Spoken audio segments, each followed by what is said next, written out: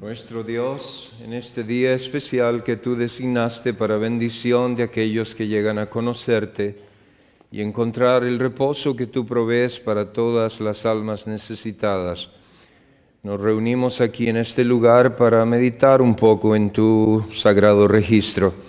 Pedimos, oh Dios, que nos des tu Espíritu, nos des tranquilidad y nos des sobre todo la presencia del Divino Espíritu, en el nombre de Jesús nuestro Señor. Amén. Amén.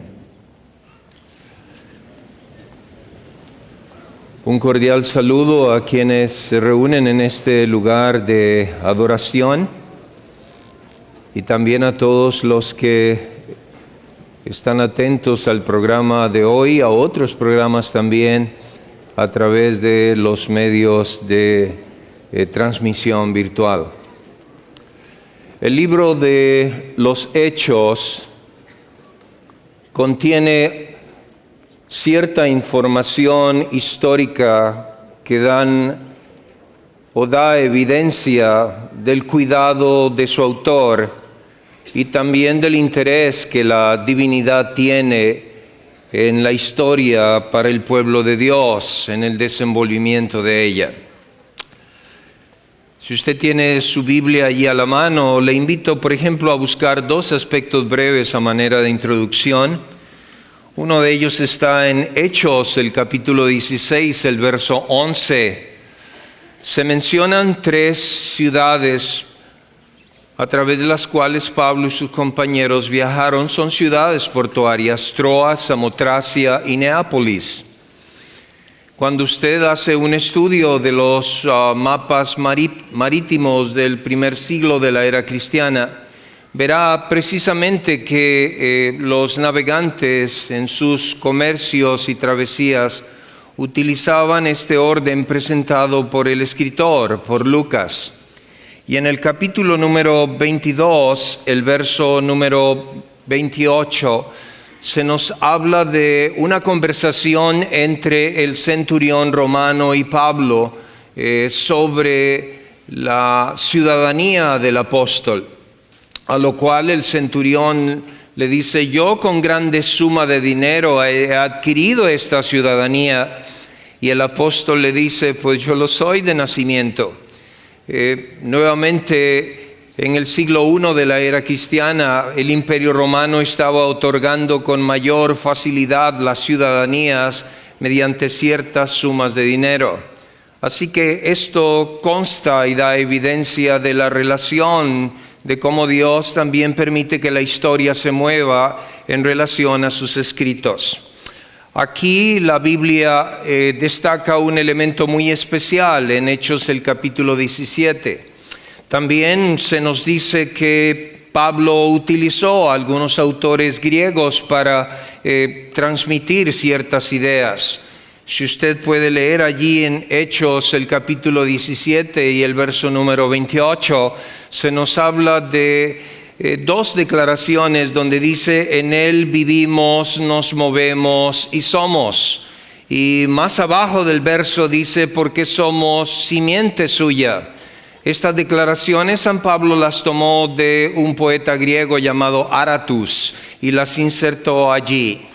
Y hoy en la literatura es algo que pues se conoce y se conversa de los valores estoicos de Pablo. Pero quisiera en este capítulo 17 llevarnos a una experiencia muy interesante que sufrió el apóstol y que en cierta medida nos afecta a todos a través del tiempo. Y quisiera también que usted hiciera uso de su Biblia y si por alguna razón no la tiene a la mano, pueda alguien compartirla con usted. En Hechos 17, el versículo número 11, la Biblia nos dice que Pablo cambia de lugar. Era un predicador portátil y para él la religión era portátil. No se encerraba en un edificio, sino que se transmitía en todo lo que él hacía o trataba de hacer. Y de hecho es el autor en el Nuevo Testamento que más relaciona la idea de lo que en latín se llama el imitatio Christi, o sea, la imitación de Jesús. No solamente el ser, sino también el hacer. Y Pablo se mueve de Berea hasta Atenas, un viaje que si hoy en día usted lo hace en un vehículo va a durar más o menos un proceso de unas 503 millas para recorrer. Para una persona acostumbrada a caminar más allá de la carrera neón, en la antigüedad, en el primer siglo, habían algunos que lo hacían con 22 millas por día caminando. Así que si Pablo tenía ese tipo de entrenamiento junto con Lucas, que quizá lo acompañó, él llegó a moverse aproximadamente unas 20 y tantas millas por día, lo que le llevaría a cubrir esas 503 millas, si fuera el caso que utilizó la misma ruta, en un promedio de 25 días. Pablo fue un viajero incansable para una época en la cual la gente nacía, crecía y moría en un radio de 15 millas. El hecho de que la tarjeta de millas de Pablo, la Castur y Pollux o las Sandalias Airlines, haya tenido esta situación, él metió más o menos 10,000 millas en sus viajes misioneros o en lo que se registra allí en el Nuevo Testamento. Y lo interesante es que cuando él llega a Atenas, si usted lee la Biblia en el verso 16 del capítulo 17 de los Hechos, ocurren varias cosas. Atenas ya no era la capital de la provincia de Acaya. Hacía 400 años Atenas había llegado a ser una ciudad esplendorosa. Muchos sabios griegos, de los cuales ustedes estudian en las diversas disciplinas aquí en la universidad, tuvieron su desenvolvimiento intelectual en Atenas.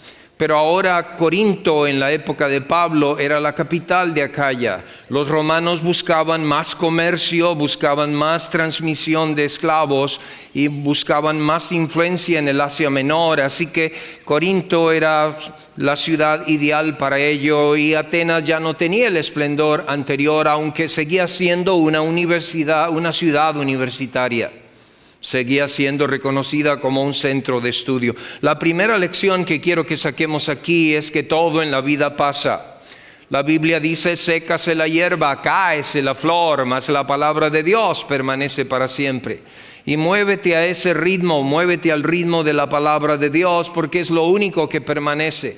Todo lo demás pasa, los títulos, la salud, todo pasa en la vida, el poder, todo lo que tú tengas se desgrana, se cae como un castillo de arena cuando la marea sube. Así que el primer punto que quiero que recuerden es solo Dios es permanente, todos los reinos y hombres y personas y todas las cosas que hacemos llegan a su fin. El segundo punto que queremos analizar en esta hora es ¿qué hacía Pablo en Atenas? El versículo 16 nos dice allí que él, moviéndose en ese lugar, empezaba a observar algunas cosas. Del 11 al 16 en realidad, dice allí que su espíritu se conmovía, su espíritu se enardecía. Para aquellos que nos gusta estudiar la lengua griega en forma constante, el término en realidad significa tener una tormenta en el corazón, algo que no te deja en paz y tienes que hacer algo por resolverlo.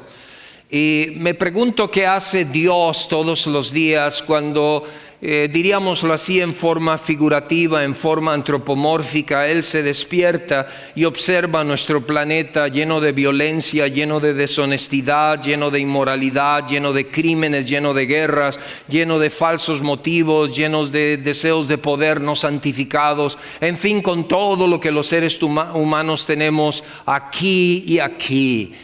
Y la paciencia con la cual Él trata al planeta. Así que Pablo fue uno de esos hombres que llegó a sentir en forma muy diferente el sufrimiento de Dios por los seres humanos. Dice que Pablo se enardecía, sentía una especie de tormenta en el corazón y quería hacer algo.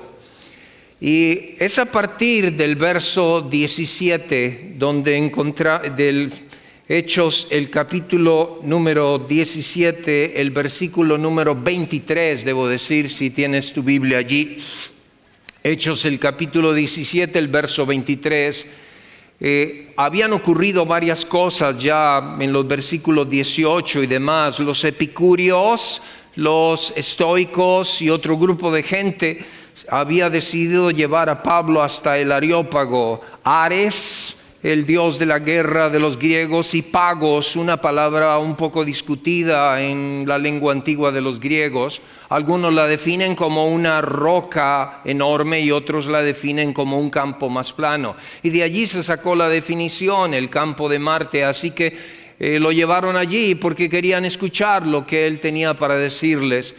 Y en el versículo 23 Pablo empieza a hablar y él dice entonces, recorriendo, estoy parafraseando allí con traducción libre, recorriendo vuestros santuarios he observado un altar que dice al Dios desconocido. Y veo entonces que tienen un lugar allí para este Dios que creó el mundo. El Nuevo Testamento es la única fuente de literatura que tiene esta frase en el singular. Toda la demás literatura extrabíblica lo tiene en plural, es decir, a los dioses desconocidos. Y entre los lingüistas ha habido mucha discusión de por qué Pablo lo tiene en el singular y en la literatura extrabíblica o la evidencia externa lo tiene en el plural. Algunos han sugerido que Pablo, siendo un rabino monoteísta de corazón, quiso cambiarlo de una vez y darle el verdadero sentido del cual el mandamiento en Éxodo lo tiene: no tendrás dioses ajenos delante de mí. Pero como quiera que sea, la idea es que Pablo trataba de llegar al corazón de ellos. El historiador llamado Protonius dice que era más fácil encontrar la estatua de un dios en Atenas que a una persona. Habían más o menos 30,000 estatuillas y altares distribuidas en los campos de adoración de Atenas. Y nuestro mundo de hoy no está muy lejos. Tenemos diferentes tipos de adoración, deportes, modas y diferentes logros que traspasan los límites de la realidad humana con relación al comportamiento del mismo. Aún en la ciencia y aún en la educación, los hombres buscan ideales en contra de los principios de Dios. Nos interesa más el secularismo, nos interesa más el racionalismo, nos interesa más el materialismo. Y ahí estaba Pablo entonces observando todo aquello, y en su mente se desenvolvía el proceso de su discurso, que ha sido uno de los más estudiados en la literatura del griego koiné. El libro de los Hechos es un libro de sermones, un libro de discursos. De Pablo se citan varios, casi 9, de Pedro se citan 8, en fin. Pero lo que quiero decirte es que cada uno de nosotros está en este drama. Vivimos en un mundo lleno de ídolos, lleno de diferentes formas de adorar y ver la vida. Y hoy en día todo es tan relativo que es difícil medir. La línea de separación es tan tenue que no se sabe en realidad si estás del lado de un límite o del lado del otro. Y gracias a Dios por su palabra, porque es la única que nos puede dar el sitio correcto donde permanecer. Pero lo interesante aquí también es que de esta cantidad de dioses y de diosas han salido muchas teorías. Algunos dicen que habían estatuas de los 12 dioses del Olimpo, y alguno de estos sacerdotes instauró la número 13 para hablar de a los dioses o al Dios desconocido y cubrir todos los demás.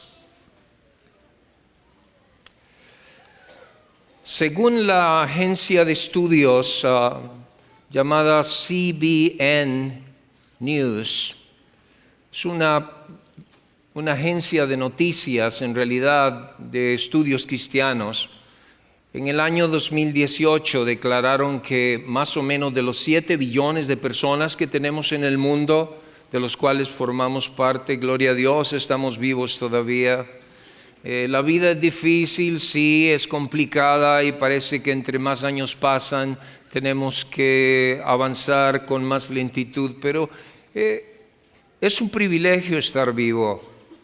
Es un privilegio poder ver la luz del sol, es un privilegio poder oír el canto de los pájaros, es un privilegio poder saber que Dios nos ama. Y esta agencia CBN News dice que de los 7 billones de países, de personas, debo decir, que hay en el mundo, van a morir un promedio de el 40% de esos 7 billones sin haber oído jamás el nombre de Jesucristo. Imagínate la cantidad de personas en el mundo. Y tal vez aquí hay personas a las cuales Dios les ha puesto en ellas el espíritu paulino. Tal vez aquí hay estudiantes, tal vez aquí hay personal de diferentes disciplinas a las cuales Dios en su momento los va a llevar a lugares que usted nunca se ha imaginado estar. Pero también hay misioneros en residencia. Recuerdo muy bien el caso de un amigo que una hermana de iglesia llegó a preguntarle: pastor, yo quisiera irme a los confines de la tierra, una señora ya de edad, y el pastor ministraba en una ciudad de esas grandes, en una metrópoli donde los hogares se elevan hasta el cielo por el poco espacio que hay a manera horizontal. Y entonces el pastor con sabiduría le dijo: hermana, ¿dónde vive usted? Yo vivo en este edificio de apartamentos de tal y tal lugar. ¿En qué piso vive? Vive en el piso número 37. Y empezaron a bromear: usted es golondrina entonces, porque vives muy alto. Y dígame, hábleme de sus vecinos. Bueno, a mi lado izquierdo tengo una gente que viene de Sudamérica, a mi lado derecho tengo otra gente que viene de África, al frente tengo una persona que viene de Europa, y en el piso de abajo tengo gente que viene de Centroamérica y del Caribe. ¿Entiendes lo que te quiero decir? El mundo ha llegado a ser una masa de culturas que van y que vienen de un lugar a otro y se movilizan. Ya no tenemos tantos países aislados. Ahora el mundo se nos mueve de un lado a otro. Y por eso se habla de ecumenismo, del mundo habitado, así como Roma dominaba todo el planeta en su época. Pero lo interesante aquí es que Pablo quiere hacer algo. Y de este versículo 23 se destacan varias cosas adicionales que queremos mencionar en esta oportunidad. Y te invito para que hagas allí un análisis del verso 26 de Hechos 17. Él dice allí: y de una sola sangre ha hecho todo el linaje humano. Y los que están ligados a las ciencias médicas saben que hay una discusión sobre el origen de la raza humana desde una sola persona que los científicos seculares llaman el Homo sapiens y que nosotros llamamos Adán. Pero Pablo está tratando de enseñar algo más amplio aquí, y es que Atenas era muy xenofóbica, al igual que los judíos. Los judíos miraban a la gente en tiempos de Cristo y decían: yo soy más santo que tú.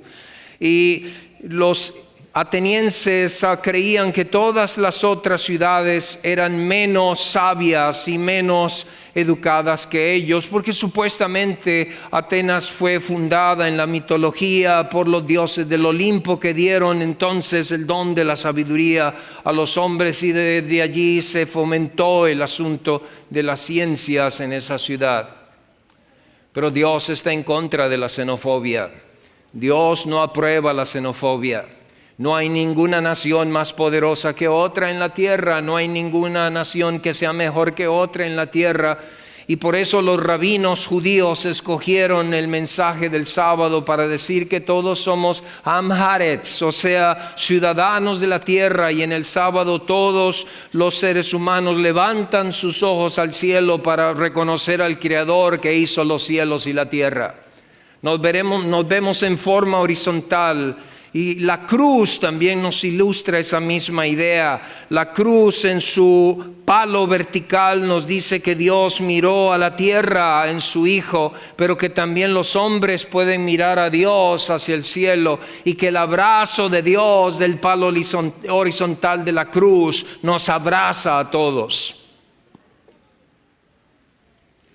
Después de todo, el mensaje de los 3 ángeles dice eso también. y vi un ángel volar en medio del cielo que tenía el evangelio eterno para predicarlo a toda nación, tribu, lengua y pueblo. El Apocalipsis es antisenofóbico. E imagínate a Pablo hablando de esta manera y conversando entonces con ese grupo de individuos reunidos en el monte del Areópago, en la colina del Areópago. Pero tenemos otro pasaje más, nos quedan dos y concluimos. 28, el versículo 28. El verso 28 dice que Pablo estaba allí hablando de varias cosas y el verso 28 también nos habla de el verso número 18. Cuando llevaron a Pablo al Areópago, le dijeron sencillamente, cuando lo escucharon hablar, primero en el ágora, porque él estaba allí en ese lugar llamado ágora. El término en los días de Jesús significa mercado, no era un lugar para hablar de educación, ni de ciencia, ni nada de eso en los tiempos de Pablo. Era un lugar donde se hacía comercio, se hacía negocio y se hablaban de asuntos sociales en forma general. Los términos evolucionan a través del tiempo, así como el corazón de las personas a veces cambia. Somos tan volubles, tan cambiables con el tiempo, con las circunstancias. Y cuando escucharon hablar a Pablo en el ágora, usaron una palabra que está allí en el libro de los Hechos, en el capítulo 17, que se llama espermalogos. Y espermalogos da la idea de un pajarito que anda volando recogiendo semillas de un lado a otro. Y así describieron a Pablo, como un pajarito que se movía de un lado a otro trayendo semillas a la hora de comer. Y eso es lo que hacemos los predicadores, tratamos de encontrar algo del que es la palabra. Nosotros solamente transmitimos la palabra, somos como la burra de Balaam, solo podemos hablar lo que Dios nos dice. Pero en el caso de Jesús, Jesús es la palabra. Y Pablo entonces fue llevado al Areópago, considerado con esa palabra espermalogos. Y allí él empezó a hablar de su mensaje y de todo lo que ocurría en ese lugar. Y entonces hubo un desenlace en el verso número 34. Después de todo lo que él dijo, él resumió su tema en dos grandes conceptos. Hay un Dios creador y hay un Jesús que resucitó de los muertos. Ese es el centro del cristianismo. Sin la resurrección, el cristianismo simplemente es otra gran filosofía moralista. Lo que hace ver que Dios es que tiene el poder no solamente de hacer cosas, sino también de dar vida al que no la tiene. Y en este sentido, ellos estaban asombrados por varias cosas. Habían varias personas allí en el monte del Areópago. Dijimos epicúreos. ¿Quiénes son los epicúreos? Bueno, resumiendo, tal vez este proverbio podría darles una buena identificación. Comamos y bebamos que mañana moriremos. Todo lo que se consigue aquí es en esta vida, no hay nada más fuera de esta vida. Saca todo lo que puedas de ella porque más allá no hay nada de eso. El canto que el grupo nos interpretó en esta hora hace unos minutos atrás refleja que para el cristiano hay algo más que nosotros esperamos aquí. El mensaje de la Biblia va en contra de todo centro universitario, de todo centro de estudio que niega la transformación, la paciencia, la misericordia y sobre todo la instauración de un mundo mejor. Otra cosa que vemos reflejado aquí en el mensaje es que después de que Pablo habló, algunos pocos se unieron a él. Es difícil trabajar con la gente intelectual, no es tan fácil, es complicado. Hay muchas telarañas que envuelven la mente de las personas que se dedican a desenvolver el pensamiento humano. Dios dio a mi esposa y a mí durante algún tiempo trabajar haciendo evangelismo para las clases medias altas. Utilizábamos algún lugar allí separado para reunir ciertas personas que no llegarían a otro tipo de reuniones. Y pudimos encontrar los desafíos que todo ser humano tiene para encontrar a Dios. Es cierto, todos tenemos esos mismos desafíos: deseo de paz interior, deseos de un hogar feliz, deseos de un futuro seguro, y así sigue sumando una cantidad de ellos. Pero hay tanta telaraña que los rodea que a veces es difícil poder pensar en la manera como Dios pueda trasladarlos hacia el reino. Sin embargo, ora por ellos, envuélvete en ese asunto. Tras de ellos hay algunos de ustedes que pueden ser instrumentos en esa importante y noble tarea. La Biblia nos dice que Dionisio el Areópagita y también Dámaris y algunos otros se unieron y llegaron a aceptar el mensaje de Jesucristo. La Biblia no nos dice si hubo una iglesia en Atenas a partir de ese momento. Ninguna otra parte del Nuevo Testamento lo declara, pero es muy posible que sí. Habían grupos de cristianos en manera más pequeña que no fueron mencionados en ninguna de las cartas paulinas. Y concluyendo, déjame decirte lo siguiente: hay gente que piensa que el trabajo de Pablo en el Areópago fue un desperdicio. Inclusive dicen y argumentan en algunos centros de evangelismo que ese no fue el método correcto. Tendrías que criticar entonces a Dios por el mismo hecho de que en el diluvio solamente 8 personas se salvaron para preservar la raza humana. De hecho, la Biblia sí estudia la numerología, pero está en contra de la numerolatría. Y quiero mencionarte que cuando Lucas menciona en el libro de los Hechos, en el capítulo 2, el gran bautismo de Pentecostés, no lo hace tanto en manera numerológica, lo hace más que todo en una forma de ánimo para los cristianos, que eran un grupo pequeño, no eran un grupo grande como las demás religiones del imperio. Y Lucas, en su función histórica, está tratando de decir: miren, aquí estamos. La gracia de Dios hace que este movimiento crezca, pero no tanto como una función numerológica. Ahora,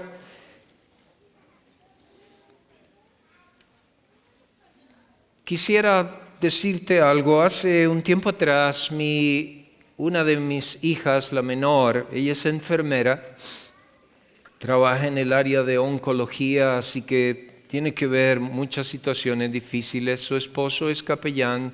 Durante un tiempo trabajaron en un hospital del cáncer, en esa sección de hospitales llamada Cancer Center Treatment of America. Y mi yerno Jared tiene una especie de, ¿qué diríamos?, de moto, de lema que el hospital usaba en ese entonces. Y ese moto, ese lema era el siguiente: era un resumen de una experiencia de una estrellita de mar. Es un pin en forma de estrella de mar. Y al contar la historia de ese pin, tú encuentras el significado. La idea es de un hombre que camina por la playa ya cercano al mediodía, en una playa desierta, y hay una cantidad de estrellas de mar enorme en la playa. Van a morir porque ellas no pueden vivir fuera del agua. Hay de diferentes colores. El hombre empieza a tirar las estrellas al mar en un frenesí, en una desesperación increíble. Y hay otro hombre que lo está observando y se acerca y en forma un poco burlona le dice: pero hay tantas que no vale la pena tirarlas, y él solamente observa la que tiene en la mano, que está todavía deseando vivir. Y él dice: pues para esta sí es diferencia el hecho de que yo la deje aquí o que la tire al mar. Y en ese sentido pensé también en la otra declaración del email. Tú sabes, algunos tienen en la base de su email al final un lema, un texto bíblico, una frase célebre.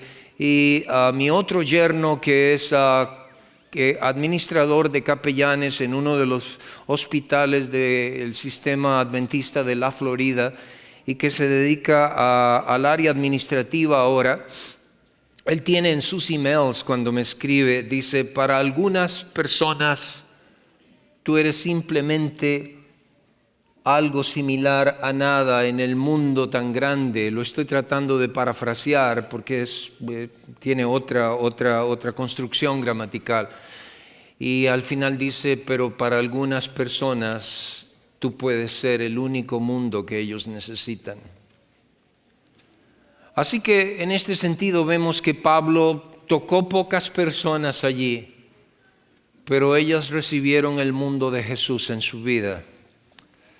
Y cuando nos rocemos con los demás, ¿qué podemos dar cuando la salvación solamente la puede dar Jesús?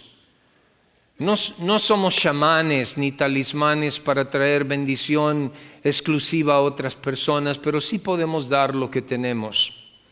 Hoy en día se pinta a Jesús de una manera muy distinta como los evangelios y el libro de los Hechos y las cartas de Pablo y el Apocalipsis lo describen junto con las epístolas generales. El Cristo de hoy es un Cristo moralmente comprometido, lleno de incertidumbre y muy inseguro de su misión, de acuerdo a la literatura de la época. Y de hecho hay algunos que creen que es uno de los tantos medios para llegar a conocer lo que llamaríamos Dios. Pero la Biblia dice que no hay otro nombre debajo del cielo dado a los hombres en que podamos ser salvos. Y que hay un solo mediador delante de Dios y de los hombres, Jesucristo hombre. Y en este sentido quisiera nada más destacar el hecho de uno de estos escritos que fue encontrado allí en el área de cerca del norte de África llamado Nag Hammadi en Egipto. Encontraron alguna cantidad de libros que presentaban a Jesús, pergaminos y material que presentaban a Jesús de esta manera. Y algunos de ustedes han leído extractos de eso, como el Evangelio de Tomás, que presenta a un Jesús que está haciendo pajaritos, está trabajando con material de barro y está soplando y las aves vuelan. Y hay un compañerito de él, un niño que pasa y pisotea algunos pajaritos de estos de barro. Y Jesús lo vuelve a ver con una mirada iracunda, vengativa, y el niño muere allí. Su padre viene a reclamar y el niño Jesús mira al padre y el padre muere también. Ese no es el Jesús de la Biblia que yo conozco. El Jesús de la Biblia que yo conozco dice ahí en Isaías el capítulo número 41, el verso 3, y el capítulo 50, el verso 4, dice que Él no apagará el pábilo que humea. Y el propósito de Dios es restaurarnos y el propósito de Dios es transformarnos. Y la transformación toma tiempo. No es algo a veces que se logra con meras reglas y estandartes externos. Es algo que se logra por una relación y el trato mutuo de las personas a través de lo que Jesús hizo en nosotros. Una de las grandes necesidades que el mundo cristiano hoy tiene es descubrir las enseñanzas de Jesús en su propia vida al tratar con otras personas. Y algo muy interesante que la lección del Areópago nos enseña proviene de un autor llamado Philip Yancey. Philip Yancey es un autor y escritor estadounidense cristiano muy conocido. Él es invitado a diferentes lugares para presentar temas y ha estado en sitios de mucho reconocimiento como Harvard y otros lugares. Y en su libro llamado El Jesús que nunca conocí, él confiesa: durante mucho tiempo hablé de Jesús, durante mucho tiempo cité a Jesús, durante mucho tiempo leí acerca de Jesús, pero no lo conocía. Mi vida empezó a ser diferente hasta que lo conocí. Y quisiera dejar con todos nosotros el desafío de que conozcamos a Jesús. Después de todo, el Evangelio según San Juan, el capítulo 17, el verso 3 dice: esta es la vida eterna, que te conozcan a ti y a Jesucristo su Hijo, el cual has enviado. Que Dios les bendiga.